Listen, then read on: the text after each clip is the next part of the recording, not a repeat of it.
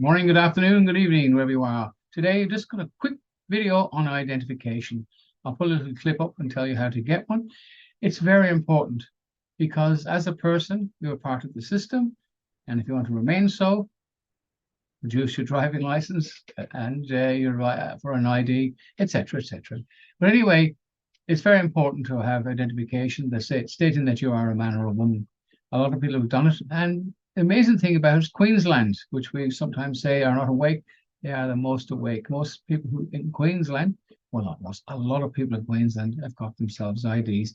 But I'll just keep this short. Have a look at the ID, and if you're happy, if you want one, just contact me. I'll put the details at the end of the little video. What an identification really is, it's got your photograph on it, it's got your date of birth on it, it's got your family name, and it's got your given name. Now, the given name is in capitals here, and it's in brackets, which means it's not part of the document, but it can be seen.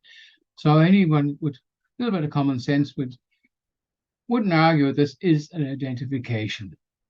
And a bank may not accept this, and I understand that because anybody can produce this sort of ID, but a driving license is got certain codes in it. So if the bank says I don't accept it, don't argue with them because I think it's a good idea. But overall, anybody not to accept this as an ID really has got problems within themselves, because that identifications as your photograph, your date of birth, and all the necessary statements. Now, it's a certificate of diplomacy. You're going to communicate in a diplomatic manner.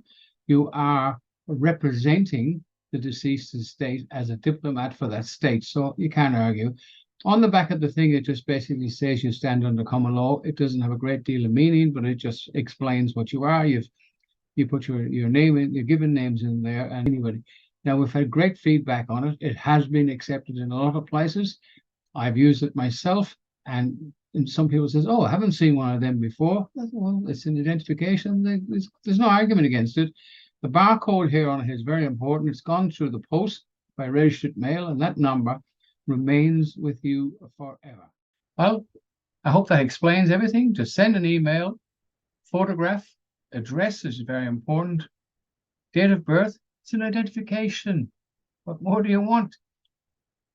You need the basics. So there's not much point asking, why do I have to put this in? It is what it is, and it's a common law ID card, and it works. Bye for now.